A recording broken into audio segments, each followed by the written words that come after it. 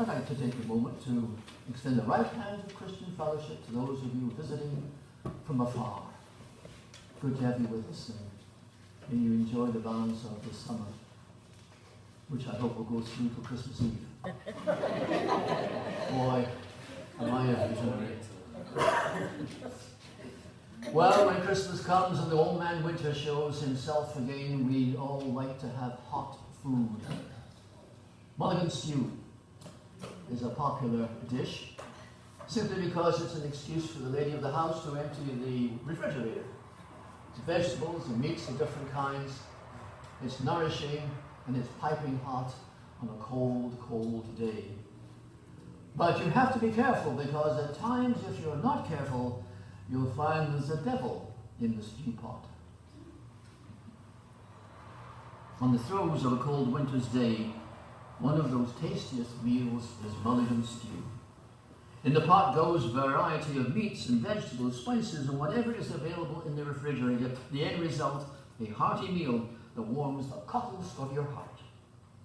But before said stew pot is filled, its contents must be checked.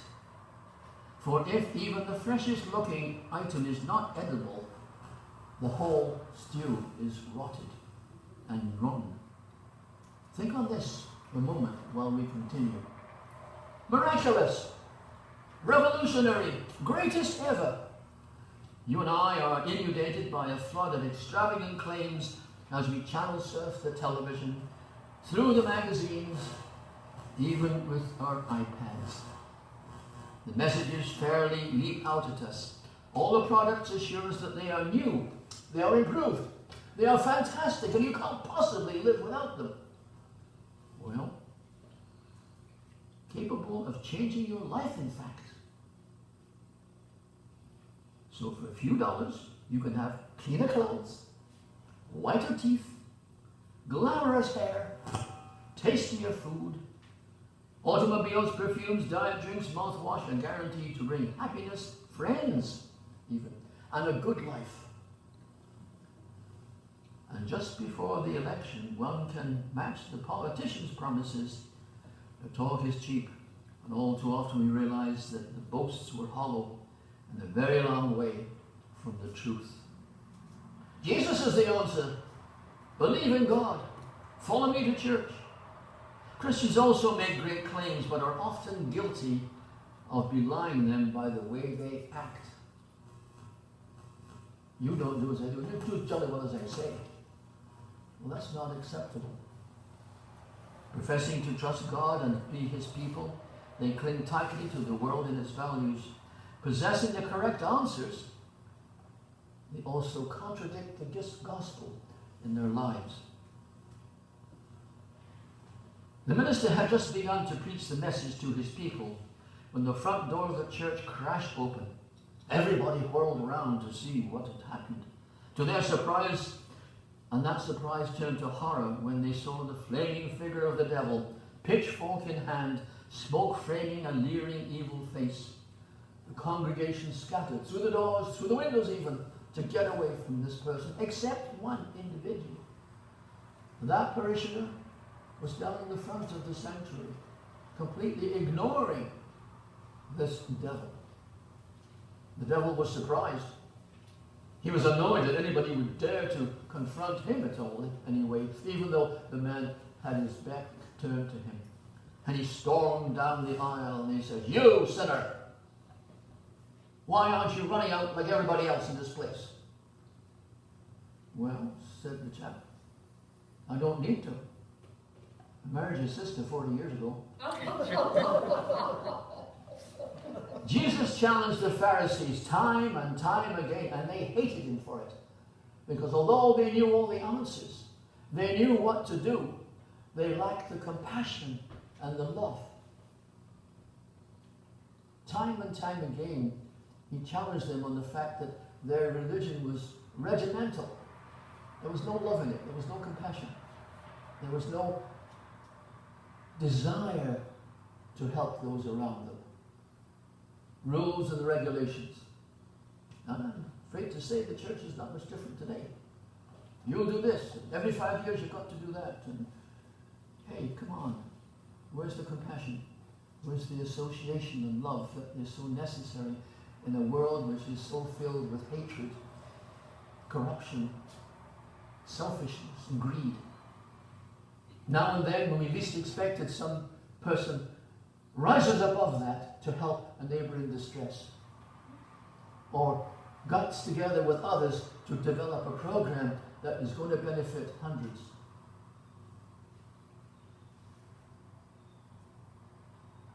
The narrowness of the beliefs of the Pharisees prohibited them from helping those in need on the Sabbath. And so they pounced on Jesus when he dared to heal the man with the deformed hand. And he asked them point blank, does the law permit good deeds on the Sabbath, or is it a day for doing evil? Is this a day to save a life or to destroy it? But they didn't answer him. They couldn't answer him because they were guilty. They accused him of breaking their law, when ironically, they were breaking God's law by anticipating murder. As consumers, we have to use our common sense in deciding what we actually need, and to use our heads in selecting the product we want. And even here, you've got to be careful, because these flyers that come out on the Thursdays, this is what is for sale this weekend. Cheese Whiz at $5.99. Well, Cheese Whiz is always at $5.99. You never see it go up, never see it go down. That's the same price. There's nothing sale about it. Or they have those Miss Vicky's chips. I like Miss Vicky's chips. Do you like Miss Vicky's chips? They had them 2 for $6, which is $3 a bag as opposed to $3.99. Which was quite a saving. But underneath was a sign, selected varieties. And guess what? The original was not one of the selected varieties.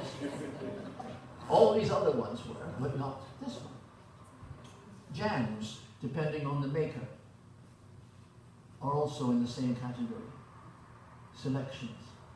So you've got to keep your eyes open and use your head when you are shopping. There's a market there in Minden.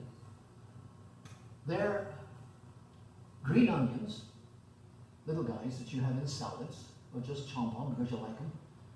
79 cents a bunch. IGA, around the corner. Not that far away. Always $1.29. I don't know whether they grow theirs green onions, you know, with a gold plate or something around it, but they're always dearer than the guy around the corner. So if you are limited in your finances, or you want to be careful, you support the chap who has the lower price. And there's not a darn thing wrong with it. They're excellent. And you'll find if you take the time to shop around, you can get some good deals. So if we don't, then it's our fault, isn't it? We have to be alert. The same thing applies when we go about our business with relationships with other folk. There has to be that element of compassion and concern for their welfare. The success of any group depends upon teamship. The success of any gathering depends upon the willingness of the individual to work together. I've told you many times that there's a lot of difference between a congregation and a family. And I'll say it again. Here, we have a family. We have friends who stop in for a moment or two, maybe a service or two, and then they go their way. But while they're here, they're part of our family. We laugh together, we cry together, we help one another, we support one another. And this is the essence of the Christian gospel. This is what Jesus was driving about. Rules and regulations, they have to be necessary sometimes, but not to the exclusion of compassion and love and mercy and forgiveness. This is the difference. If it hadn't have been for the concern of that garage owner, when this chap was going to try to save 60 miles by going through the desert instead of going around, he wouldn't have lived, would he? But the chap was concerned. He said, with that car of his, he's not going to make it. He's not prepared. And he, oh yeah, I'm okay. I can do it. I can do it. Oh yeah? He almost lost his life in the process. Hopefully he wised up. But as I said, the garage owner was concerned. He wasn't prepared to just say, oh, goodbye, you bought gas from me and go on your way. Wait a minute. I'm concerned about him. So he went the extra mile. And we discovered that they found him in time. Our quest for holiness and a closer relationship with our God is found in the ordinariness of every day. Harold Kushner wrote, can you see the holiness in those things that you take for granted? A paved road. Yeah, we got one out here now, finally. Paved, lovely. No bumps. Trouble is, there's not much distance between the exit of the church and the stop sign. But there is paved road. Or maybe a washing machine. You who are young will not remember the scrub boards that mother or grandma used to use. Or the mangles, when you turn the handle to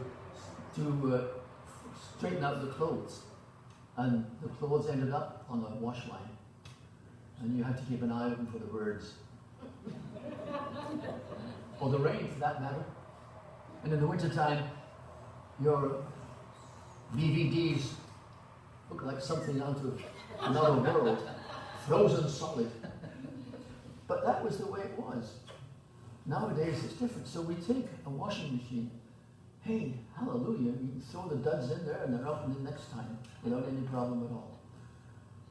But we take things for granted, don't we? And this is not a good idea. You concentrate on finding what is good in every situation, then you will discover that your life is suddenly filled with gratitude, a feeling that nurtures the soul. And Elizabeth Kubler-Ross wrote, there is no need to go to India or anywhere else to find peace. You will find that deep place of silence in your own room, in your garden, or even in the bathtub. A disciplined time for private devotions will help a great deal on our own pilgrimage. So let us double check the ingredients we put into our mulligan stew, that they are acceptable to our Lord Christ, enhancing our spiritual life as we journey through this life that is ours. For there's no place for the devil. Let us pray.